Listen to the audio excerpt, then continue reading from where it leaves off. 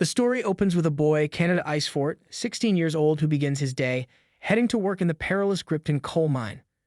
Before descending, he recalls a lesson about survival, not strength or intelligence, but the ability to adapt.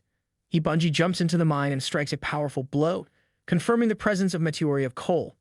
The other workers watch in astonishment, recognizing his unique ability to break through a tough section in a single strike.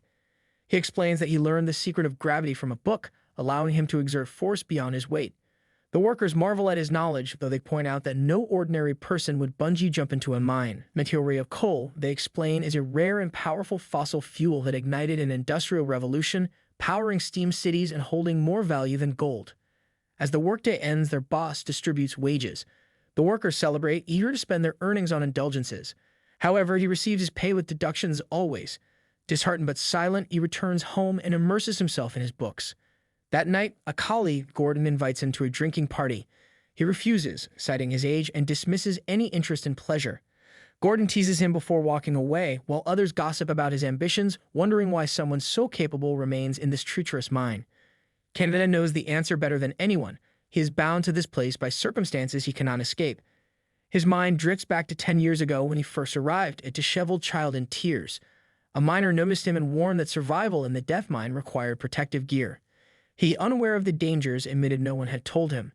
Gordon, moved by sympathy, removed his own goggles and mask, handing them over without a word before walking away. From that moment, Canada learned to endure, knowing he owed his survival to that stranger's kindness. Now he works tirelessly, both in the mine and in his studies. Though all of his earnings go toward repaying debts, Gordon has always supported him, providing essentials and books. He decides he can no longer be a burden. He must escape this place. Morning arrives with chaos in town. News spreads of a major accident at a new excavation site with nearly 50 deaths. Workers discuss the dangers of first-time digs, the risks of toxic gases, and the uncertainty of underground conditions. Some whisper of vengeful spirits, believing those who perish in the mine curse the site. Canada dismisses such tales as folklore, though he finds their evolution into urban myths fascinating. Gordon plans a trip to the city for supplies and invites him, who, seeing no better option, agrees. They take a steam engine to Pembroke, marveling at the city powered by their mine's Meteoria of coal. The technological advancements astound them, from steam-powered infrastructure to automated walkways. Canada spots a bookstore and eagerly enters, but he accidentally collides with a well-dressed man. The man refuses to apologize, and Gordon quickly diffuses the situation before leading him away. A group of wealthy onlookers mock them, ridiculing the idea that mere literacy could lift someone from poverty. Canada, ashamed, hadn't anticipated such a reaction. Gordon scoffs at the rich but encourages him to focus on finding a book. As they browse, he explains how only the elite thrive in this city, spending money without hesitation. No matter how much workers like them save, they will never afford such luxury. Canada's attention shifts to a girl among the wealthy. Her presence captivates him, reminding him of an angel from a picture book. Gordon notices his distraction and teases him, recognizing the signs of first attraction. He, confused, wonders if something is wrong with him, unaware of the emotions stirring within. Back at the mine, their supervisor announces that a new excavation site in the western zone is opening. The risks are high, but so are the rewards. Gordon sees this as his partner's opportunity to prove himself. As work begins, they discover rich Meteoria coal deposits, but sense something ominous. Canada feels uneasy, but before he can voice his concerns, the ground collapses. Panic erupts. Workers scramble to escape as the earth sinks beneath them. Amid the chaos, he spots a monstrous eye glowing in the darkness. The creature emerges, ready to devour him. He tries to flee, but Gordon pulls him away just in time. As they run, the beast seizes him. Canada, horrified, realizes the rumors of vengeful spirits might hold some truth. Desperate, he fights to save his friend. Remembering a book on gravitational force, he devises a plan. He hurls a massive boulder onto the creature using principles of impact and energy conversion. The strategy works, allowing him to grab Gordon and escape before the mine collapses entirely. Just then, a stranger arrives, thanking him for distracting the beast. Before they can process what is happening, the creature suddenly explodes. Canada, still carrying him, watches in shock. The stranger, amused by his reckless courage, questions how he managed to harm the creature. He's shaken, explains that he acted instinctively to protect someone important. The stranger laughs, noting that most people either freeze or flee, but his charges headfirst.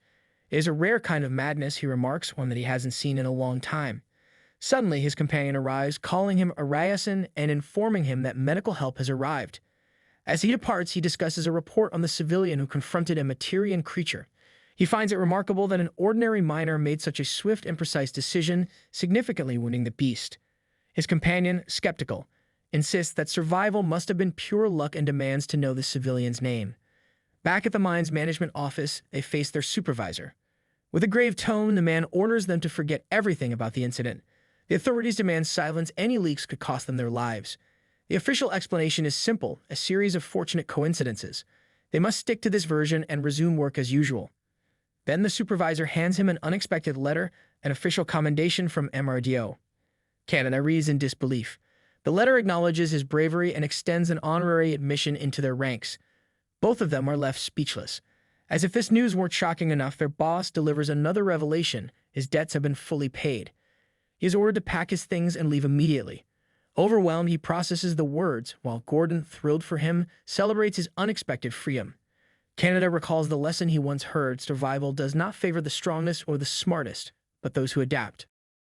The scene shifts to Araya's house, where he relaxes on his sofa, confirming with his companion, Elliot, that the mining boy is arriving at MRDO today. Elliot, skeptical, questions why he would consider recruiting an ordinary civilian. Araya recalls an incident from a week ago when the boy asked if he had dropped the boulder to protect someone important. However, the boy also pointed out that the boulder could have hit someone important as well. He had stood before him, serious and silent, explaining that he had calculated the best possible trajectory, considering his velocity and speed. Reflecting on this, he suddenly stands up, realizing that pulling off such a feat in an intense situation is beyond his understanding. Laughing, he tells him to keep an eye on the mining boy. On the other side, Canada arrives at MRDO, where a woman welcomes him and informs him that he is being temporarily admitted to the Meteoria Research and Development Organization. Looking around, he is astonished. He recalls that MRDO was initially established to manage Meteoria coal and research its extraction while considering the city's needs. Now, it has evolved into a major research hub, supporting the country's energy needs. As he explores, a robotic entity greets him enthusiastically and asks how it can assist him. Before he can respond, a massive machine descends from above. A girl's voice emerges, commenting that the place feels like something out of a science fiction novel. The woman beside him acknowledges the girl, Hillary, and welcomes her arrival. The machine opens, revealing the same girl he had seen before. His eyes widen in disbelief as she excitedly rushes forward and embraces him, thrilled that they are finally meeting. She introduces herself and informs him that she will be overseeing his progress at MRDO. He recalls that she is indeed the girl from that day. The woman beside him entrusts him to her and departs. Hillary cheerfully takes him on a grand tour of MRDO, reassuring him not to be nervous. She introduces him to the training facilities and leads him to the Preparatory Training Center, explaining that it is a 2-year institute for training MRDO researchers. Career paths here are divided between obtaining a PhD and specializing in coal mining operations, with foundational knowledge required before assuming responsibilities. As they walk, people recognize her and greet her warmly. However, upon seeing him beside her, they whisper among themselves. Noticing their reactions, he seriously asks her if he will be attending school. She confirms, leaving him speechless. Education had always seemed like an unattainable luxury to him. Sensing his thoughts, she playfully decides to show him something amazing. She takes him to MRDO's shared library, where he is astonished by the vast collection.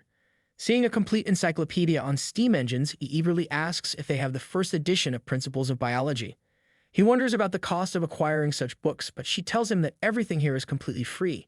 Struggling to accept this reality, he reflects on his past, where books were always outdated and worn. Now he stands before the pinnacle of shared knowledge. She offers to be his mentor, reassuring him that they will spend time together and encouraging him to ask anything without hesitation. Later, as he sits at a dining table, he wonders if everything around him is too good to be true. The sight and aroma of the food seem unreal. She advises him to eat, reminding him that everything here is free before leaving momentarily. As he takes a bite, the incredible taste overwhelms him. The meat is so tender that it melts in his mouth. He thinks of his companion, Gordon, wishing he were here to experience this meal. A memory surfaces. Gordon once joked about their bread being hard enough to hammer nails. They had laughed before and advised him to soak it in soup instead. He recalls his lack of cooking skills and smiles, wondering how he is doing now. Lost in thought, he is startled when a man suddenly pulls out the chair behind him. He coldly remarks that he looks even more pitiful than expected and questions what someone like him has to do with Araya-san. The surrounding students whisper, identifying him as Elliot, Araya-san's close associate. Some warn him not to meet his gaze, while others pity him, believing his time at the academy is already over. He grabs his collar, warning him that if he dares to look at her like that again, he won't leave in one piece. With disdain, he picks up his coal mining goggles and crushes them underfoot, berating him for bringing such cheap items into MRDO. He mocks his presence, calling him a disgrace. Before the situation worsens, she arrives, noticing the commotion. As she approaches, Canada swiftly throws a tablecloth over him, tying it around her and dragging her across the floor. The students watch in stunned silence as he, trapped, struggles furiously. Canada calmly explains that this is how troublemakers are handled in the mines. The knot he used cannot be easily undone. The students murmur in amazement, unable to believe that Elliot, a powerful second-year student, was taken down so effortlessly. She is equally astonished, realizing that Araya must have recognized his potential. She apologizes for making him wait and embraces him, much to his surprise. Meanwhile, Elliot, still tangled in the cloth, demands to be untied. Ignoring him, she cheerfully leads him away toward the dormitory. Upon arrival, she shows him his room, which is spacious and clean, unlike anywhere he has lived before. She explains that he has a double room, but his roommate has yet to arrive. As he takes in his new surroundings, she suddenly lies down on his bed. He stares in shock, unable to comprehend the situation. His heart pounds and he instinctively looks away. She then moves behind him, placing her hands on his shoulders. She informs him that before he settles into the dormitory, he must pass a teacher's test. Before he can react, she instructs him to remove his clothes. Stunned, he hesitates but eventually obeys, lying down on the bed, overwhelmed by embarrassment. She runs a hand across his chest, impressed by his build, and suddenly asks if he has ever kissed anyone before. Shocked, he shakes his head. Laughing, she tells him to relax and to leave everything to her. Suddenly, he feels something warm and wet against his lips. The sensation is strange and overwhelming. As he opens his eyes in alarm, he sees a small creature emerging from a bottle in her hand. The creature grows larger and he feels his own tongue stretching unnaturally long. Rope-like appendages emerge from the creature, wrapping around his body. His strength rapidly fades and panic sets in as he realizes he is losing consciousness. Later, he wakes up to her voice. He finds himself in a wheelchair, disoriented. She reassures him, informing him that he has successfully passed the aptitude test and that she brought him here while he was unconscious. As he regains his senses, he notices enormous, monstrous creatures trapped inside glass containers. She explains that these creatures, called Meteorians, emerge from the depths of the Earth. MRDO publicly claims to focus on energy research, but its hidden mission is to combat the Meteorian threat. The specialized department, Takakent, was established for this purpose. She further reveals that only the most exceptional candidates are admitted, and his selection was made possible through a remarkable recommendation. Stunned, he listens as she formally congratulates him that he has been accepted into the Takakent combat unit. His new role will be to risk his life fighting the Meteorians. He is speechless, realizing the danger ahead. Sensing his hesitation, she reassures him that they are in this together. Extending her hand, she promises they will give it their all. With gratitude, she thanks him. He, still uncertain, watches her excitement. Seeing her enthusiasm, he silently resolves to face this challenge for her. The scene shifts to Takakent. The supervisor welcomes the students and announces the start of the combat aptitude test. Canada reflects on the test's significance, understanding that it will determine his future. Suddenly, she excitedly informs him that his task is to fight against Meteorians. Remembering his earlier encounter, he expresses shock and questions what happened to him. With a cheerful demeanor, she explains that he underwent a compatibility test and surprisingly passed. Ordinary humans cannot fight Meteorians, so he has been granted a special power. He's still confused, realizes she is referring to the strange event earlier. She hands him a small creature in a bottle, explaining that this is his partner, who will stay with him for life. He is stunned to recognize it as the same creature he encountered before. She further clarifies that the pod he saw earlier is where his partner recovers and advises him to always keep it with him. Before leaving, she tells him they must go to another location for the real test. He, still struggling to understand, follows her. Arriving at the new site, he grows nervous and reminds himself to stay calm, analyze the situation, and assess his options. Standing among the other students, he wonders if passing this test is necessary to become a Takakent fighter. Their instructor announces the release of the Meteorians, stating that students must fight them. Afterward, examiners will evaluate their performance, and those who fail to meet the required score will be disqualified. He is shocked to realize this is a real battle. The instructor introduces the examiners to last year's successful candidates. Among them, he recognizes her and is surprised she passed the test before him. As he processes this, Araya arrives. The students erupt in cheers, amazed to see the legendary commander, who holds the record for defeating the most Meteorians. Canada, watching the excitement, recalls seeing him before. After a moment of thought, he realizes he was the one who fought the dangerous creature when he tried to save his friend. Now, everything makes sense. Among the students, a boy speaks but is silenced by a girl named Ivy Muller. Others react with shock, recognizing her. Canada, unfamiliar with anyone, wonders if he is the only one clueless about what is happening. Standing in confusion, he overhears a student wishing for bad weather to cancel the test. Noticing the boy's pale face, he asks if he is unwell. Startled, the boy apologizes and insists on remaining silent, leaving him puzzled. Suddenly, the instructor introduces the Meteorian they must fight. Seeing the massive creature, he is stunned. The instructor announces a 3-hour time limit and warns that no help will be provided. Every year, students die in this test. Canada, overwhelmed, struggles to comprehend the danger. The instructor urges everyone to treat this as real warfare. As the students prepare, he remains frozen. An examiner instructs him to activate his power and move forward. He, startled, hesitates. The examiner warns that failure to act will result in his immediate failure. She intervenes, requesting time to guide him. She acknowledges her mistake and instructs him to follow her. She explains that he must mentally connect with his partner. He, still confused, hesitates but follows her instructions. As soon as he mentally commands connect, his partner grows larger and stands before him. Shocked, he struggles to grasp what is happening. Suddenly, his partner opens its mouth and swallows his head. Panicking, he has no idea how to respond. She tells him that controlling his partner is crucial. Still overwhelmed, he asks how to do so. She explains that he must not let his partner overpower him. Meanwhile, an examiner expresses concern to Araya about his poor performance. Araya, calm and composed, advises patience. Elsewhere, he lies on the ground, blood dripping from his nose and mouth. Elliot taunts him, calling him weak for fainting mid-test. Canada, seeing himself in this state, is shocked and confused. An examiner arrives and asks if he has lost consciousness. Elliot smirks, stating that he is still awake but apologizes for delaying the test. He introduces himself, reminding him of their earlier encounter in the cafeteria. Canada recalls the meeting, further confused. Elliot delivers Araya's message, stating that if he fails, he will die. Stunned, Canada demands answers. The fighter explains that he was brought to MRDO to become a warrior and was implanted with a Meteorian bioimplant. Shocked, Canada struggles to process this. Elliot further reveals that Canada's partner was originally uncontrollable, but is now a secret biological weapon. Once implanted, there is no return to civilian life. Unlike other students who may be reassigned if they fail, Canada has no other option. Failure means elimination. He, horrified, hears Araya mockingly call him a low-born boy, challenging him to prove his worth. The instructor announces the resumption of the test and the Meteorians are released. Seeing the approaching creatures, he is overwhelmed. Elliot tells him to survive, but even if he does, he will still fail. Frustration surges through him as he recognizes the injustice of the system. He resents how the poor are kept in the dark, forced into brutal trials. Books and knowledge were his only refuge, yet they couldn't change his fate. As despair grips him, a terrifying Meteorian appears before him. Frozen in fear, he realizes the world's cruelty. Suddenly, Ivy Mahler eliminates the creature in seconds, pushing him aside and scolding him for being in her way.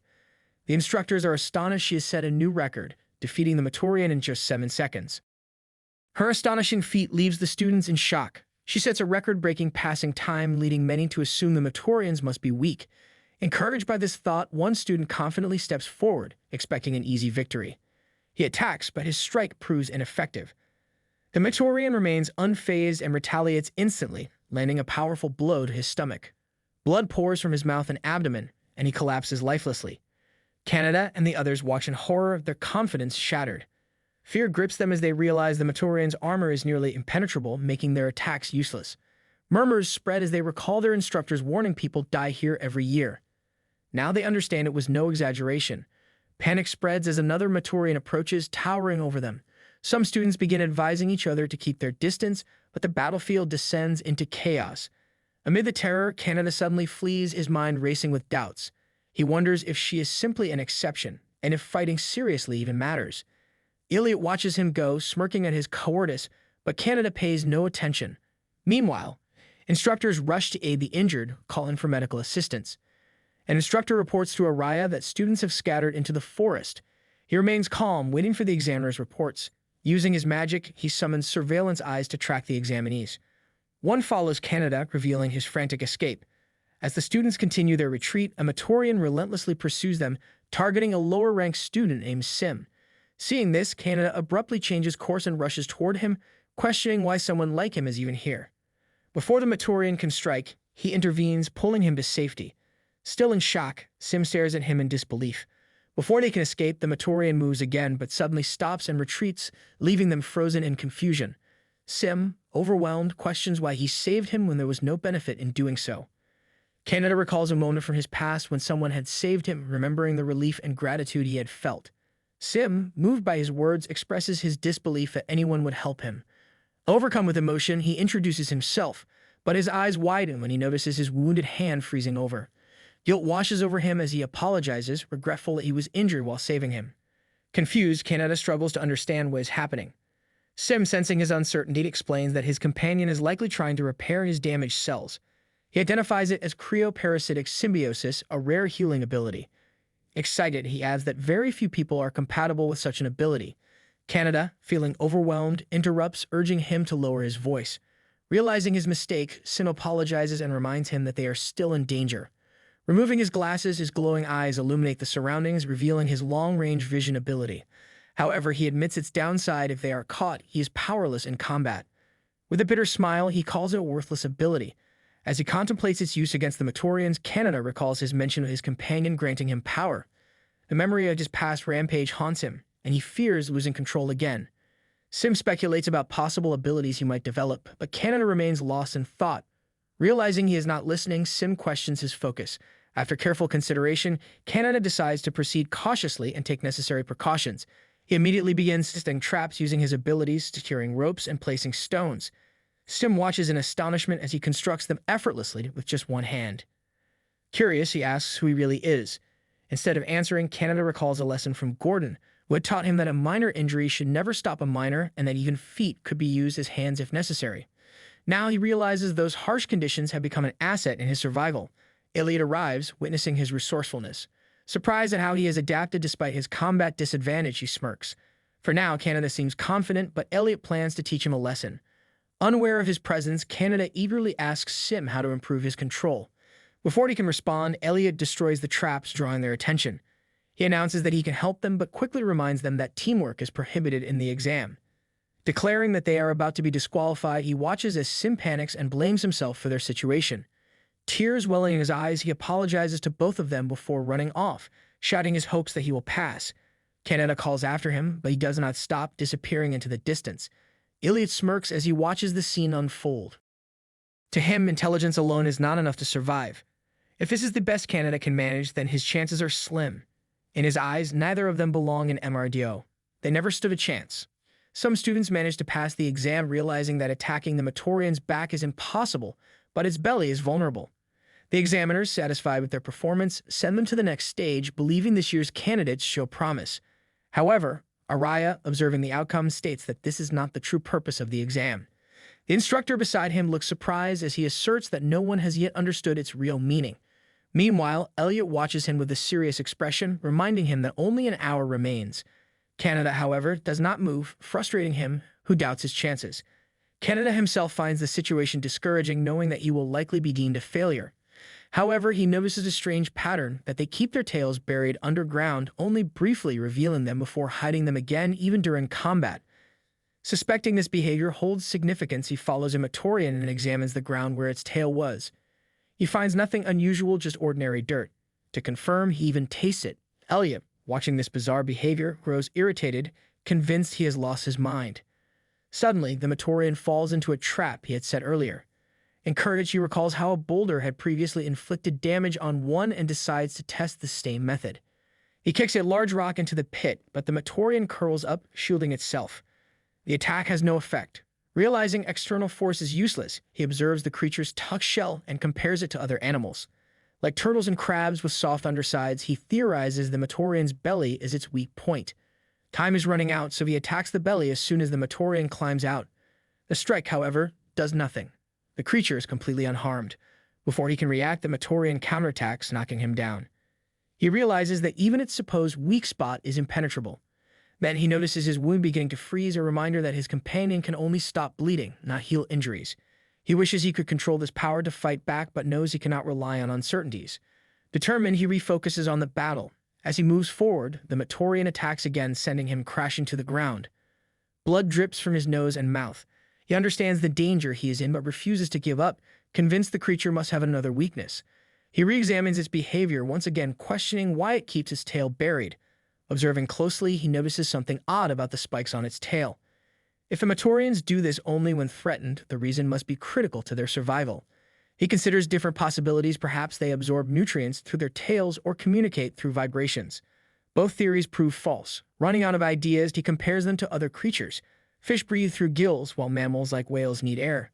But they seem to function differently. He realizes their outer shell is completely sealed, meaning they must have a hidden way of breathing. This leads him to a new hypothesis. The tail must be their breathing organ. As the Meteorian moves closer, his body brushes against him. He senses that its internal structure is soft, confirming that both its back and belly are impenetrable. If it has a weakness, it must be through its breathing tail. To confirm, he reaches for the tail, searching for an opening. Elliot smirks, noting that only 5 minutes remain. Canada, however, remains fixated on the tail. Determined to test his theory, he leads the Meteorian into another trap, triggering heavy stones to fall on it. Elliot watches in astonishment, wondering why he persists. Canada observes carefully right before the Meteorian curls up defensively. Its tail emerges from the ground for a brief moment. That instant is its true vulnerability. Seizing the opportunity, he charges forward. He knows failure means death. Memories flood his mind of people mocking him, his harsh upbringing, the tragic loss of his canary due to toxic gas, and past warnings that hesitation could cost him his life. He recalls working in unstable caves, barely escaping a collapse. Now he reminds himself to trust his judgment. Suddenly, Hillary's voice echoes in his memory, her warm greeting, her presence in his life. Tightening his grip on his weapon, he refuses to lose anything else. With all his strength, he strikes the Meteorian's tail. A brilliant light bursts from his body. In that instant, he feels he has finally adapted. The Meteorian collapses. He has won. Elliot, Aria, and the others watch in stunned silence. He finally passes the MRDO entrance exam, securing a place in the nation's leading steam tech city. Each day, he recalls his companion, Gordon, and feels a new sense of purpose. The shift from the coal mines to MRDO is stark, filling him with both awe and uncertainty. Hillary approaches him with excitement, admiring his new uniform and congratulating him. However, he remains serious, reflecting on the life-threatening entrance exam and his new status as a preparatory student in a secret research organization. Elliot observes him skeptically, expressing disbelief that they attended the same seminar. She enthusiastically changes the subject. After this, Araya enters and gathers the students, introducing himself as their special professor for the next 2 years in the elite Crawford seminar. The students exchange glances, surprised by his presence. She eagerly explains to Canada that this seminar is the most difficult to enter, and his acceptance proves his exceptional abilities. As Araya speaks, some students address him as professor, but he calmly tells them to call him by his name, encouraging open discussion. Abby, frustrated, demands to know how Canada outperformed her. Elliot quietly agrees with her. Canada recalls being the last to return from the exam, while she passed immediately, making him question his ranking. Araya intervenes, explaining that his strength lies in his ability to form hypotheses.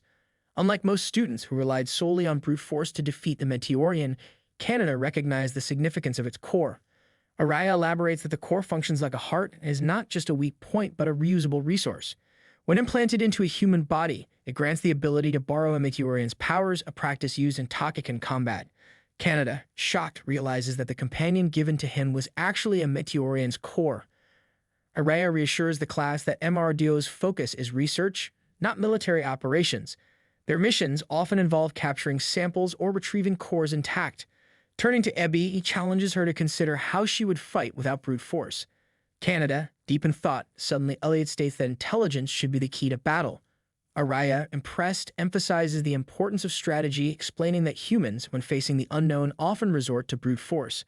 He provides examples from nature, illustrating how deeper knowledge leads to more effective problem-solving. He then clarifies that the entrance exam was designed to assess analytical thinking, not just combat skills. Canada, without external guidance, had instinctively applied this approach, making his performance one of the most remarkable ever seen.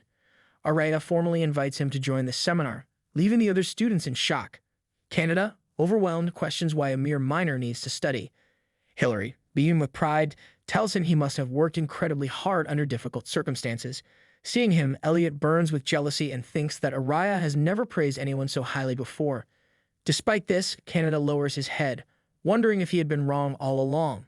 Abby, observing him, realizes that they are not just researchers, they are also fighters. Araya instructs the class to focus on developing their ability to form hypotheses, urging them to study and enjoy the process. Canada, filled with emotion, wonders if MRDO is where he truly belongs. An instructor arrives, reporting an emergency. Araya ends the lesson and departs. As the students process the day's events, Elliot, overcome with jealousy, suddenly punches him, knocking him to the ground. He warns him not to let praise get to his head. Hillary, furious, demands an explanation, but he dismisses her, coldly calling her an embarrassment to their family. Canada, surprised by the word family, asks what he means. She hesitantly reveals that he is her twin brother. Canada, shocked, immediately extends a hand in reconciliation, addressing him as brother. However, Elliot, glaring, refuses the gesture and tells him never to call him that. The others watch in silence while Ibi, overwhelmed, wishes she could leave. Later, as Canada and Hillary walk together, he struggles to believe they are siblings. She, feeling guilty, apologizes for her brother, calling him a failure. He reassures her with a smile, saying he is used to dealing with all kinds of people and minds. She is surprised by his understanding of nature. As they part ways, she cheerfully reminds him that today was meant for receiving praise. He thanks her and wishes her well. Before leaving, she teasingly asks if he plans to invite her to his room. He, caught off guard, hesitates, prompting her to laugh and remind him that girls aren't allowed in the boys' dormitory. They agree to meet outside next time before bidding farewell. He returns to his dorm, exhausted, and collapses onto his bed only to realize someone is already there. Stem, his new roommate, remarks that he has mistaken his bed for his own. Both are surprised to find themselves together again. Stem acknowledges their shared experience in the entrance exam and apologizes for running away during their last encounter. Canada reassures him and offers a lollipop as a gesture of goodwill. Curious, Sim asks if he is from Mines and wonders how he ended up at MRDO. Canada simply replies that he was recruited and doesn't know much beyond that. As they talk, he enjoys the lollipop and Sim, noticing his reaction, is pleased. He then asks why he joined MRDO. Without hesitation, Sim states that he is here to restore his family's status. He explains that MRDO primarily accepts individuals from privileged backgrounds, while those from lesser standings must compete through special selections. Even among them, only a handful succeed. He elaborates that for declining aristocratic families like his, securing admission is a brutal competition with enormous financial costs. His family took on additional debt to send him here. The pressure manifests physically as he clutches his stomach, feeling the weight of expectations. Canada, surprised, admits that he assumed MRDO was more meritocratic. Sim explains that MRDO, as a center for energy and technological advancements, is deeply intertwined with societal hierarchy. The institution commands immense respect and offers its members status, authority, and wealth, making it the perfect means to restore his family's honor. He continues, explaining the responsibilities that come with nobility and his personal curiosity about the Meteorians. Since so much remains unknown, he is eager to uncover their true nature. Casually, he mentions that the remains of Meteorians' corpses and eggs have mineralized into meteoric coal, making them essentially the same thing. Canada freezes, his expression shifting to shock. Sitting up, he demands clarification. Sim, confused, elaborates that it is common knowledge that Meteorian remains turn into meteoric coal over time. Canada is stunned. His mind races as he realizes he had never known this truth. He wonders if this knowledge is deliberately withheld from ordinary people. He recalls his boss's warning that leaking information would lead to elimination. The miners had never been given the chance to question anything. Steam technology had been widely accepted without much scrutiny. As he gazes at the city, he is overwhelmed by the realization of what fuels its immense energy. He questions what the Meteorians truly are. Meanwhile, at Araya's residence, his companions report that all operations are running smoothly.